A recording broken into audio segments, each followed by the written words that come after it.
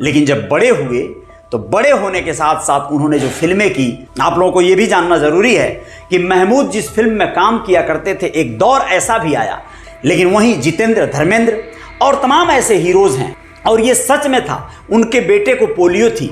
आज हम बात करेंगे इंडस्ट्री के एक ऐसे हास्य अभिनेता की जो कि अपने अभिनय क्षमता से लोगों के दिलों पर 4 दशकों तक राज किए। और इतना ही नहीं, वो जहां खड़े हो जाते थे बस यूं समझ लीजिए कि वहां पर अच्छे अच्छे सीनियर अभिनेताओं की भी बोलती बंद हो जाया करती थी। और तो और बड़े से बड़े अभिनेता भी जो मुख्य भूमिकाओं में काम करते थे, वो लोग भी उनके साथ रोल करने से पनाह मांगने लगते थे, क्योंकि वो एक ऐसे हास्य अभिनेता थे जो टाइम को अपने हिसाब से मैनेज कर लिया करते थे।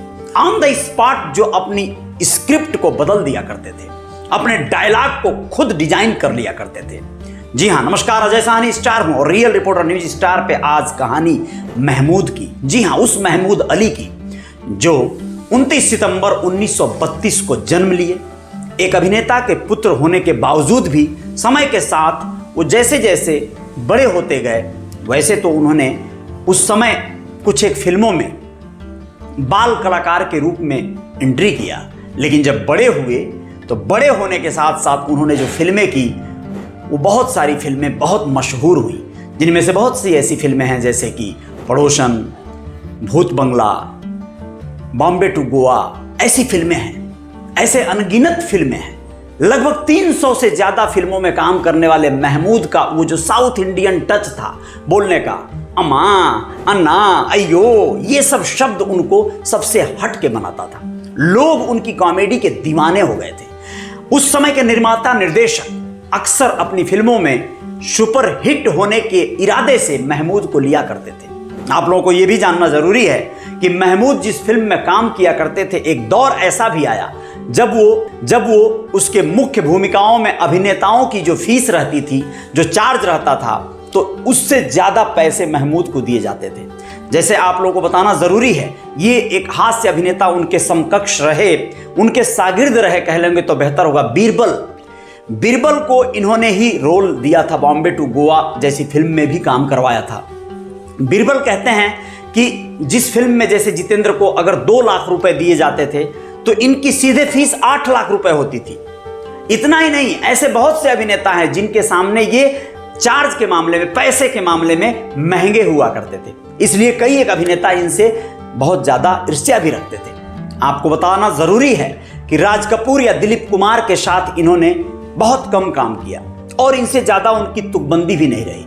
लेकिन वहीं जितेंद्र, धर्मेंद्र और तमाम ऐसे हीरोज हैं, अमिताभ बच्चन, किशोर दा, सुनील दत्त, अपने समय के बिल्कुल ये लोग स्टार, आइकॉनिक स्टार रहे, उन लोगों से इनकी बहुत बनती थी। राजेश खन्ना भी उसमें एक नाम है। आप लोगों को बताना जरूरी है, पड़ोसन फिल्म में इनका साउथ इंडियन एक गुरु यानी म्यूजिक का टीचर बनने का जो रोल था वो लोगों के दिलों पे छा गया।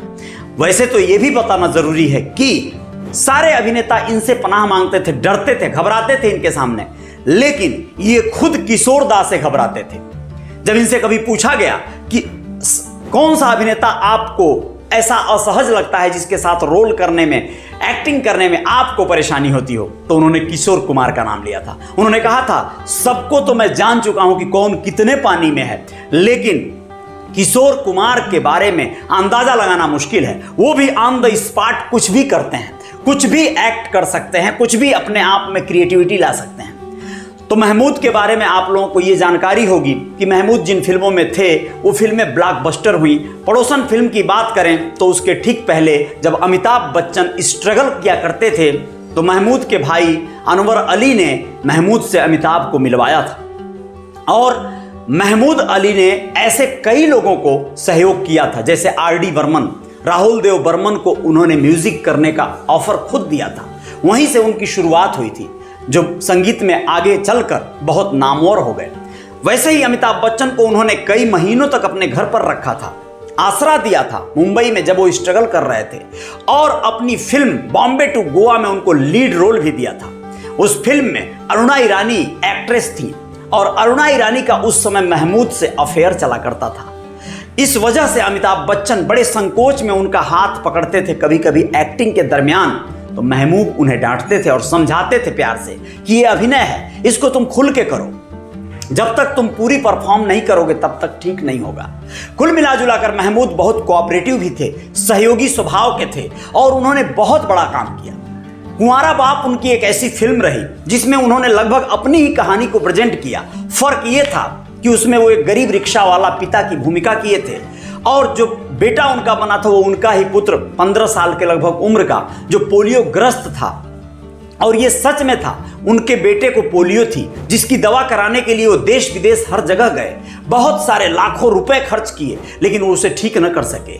इसी को आधार बनाकर उन्होंने कुंवारा बाप बनाया था और उसमें इस कहानी को दर्शाया था कि जब अमीर इतने परेशान हो सकते हैं इस बीमारी को लेके, तो गरीबों को कैसे इससे सर्वाइव करना चाहिए, कैसे इससे लड़ना चाहिए।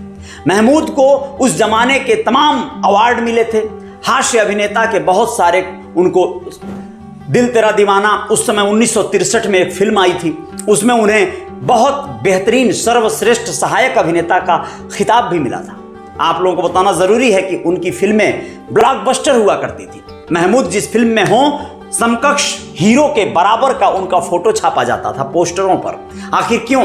क्योंकि महमूद वो किरदार थे जो अगर सिनेमा में दर्शकों को दिख जाते थे तो बस सिनेमा हिट होने की गारंटी दे देती थी। शायद यही वजह रहा होगा कि उस समय के अपने आप में आइकॉनिक जो हीरो हुआ करते थे, राज कपूर या दिलीप कुमार, वह लोग अपनी फिल्मों में ज्यादातर महमूद को नहीं लेते थे। शम्मी कपूर ने एक फिल्म में महमूद को लिया था, लेकिन उसके बाद उन्होंने भी महमूद को लेना बंद कर दिया। ऐसा समय के साथ होता रहता है। अपने समकक्ष कॉमेडी किरदारों को या ऐसे सह कलाकारों को, नेगेटिव रोल में खलनायकों को भी लोग कई बार अवॉइड करते हैं। लेकिन आप लोग महमूद के बारे में बस ये जानिए कि उनका जीवन बड़ा शानदार रहा, बहुत अलग रहा। और आप लोगों को ये भी बताना जरूरी है कि 20 जुलाई सन 2004 को वो इस दुनिया को अलविदा कह गए थे। आएंगे इसी तरह की और कुछ स्टोरी के साथ। रियल रिपोर्टर न्यूज स्टार पे बने रहिएगा और जय जयकार यहाँ जारी रहेगी। बहुत बहुत धन्यवाद, शुक्रिया।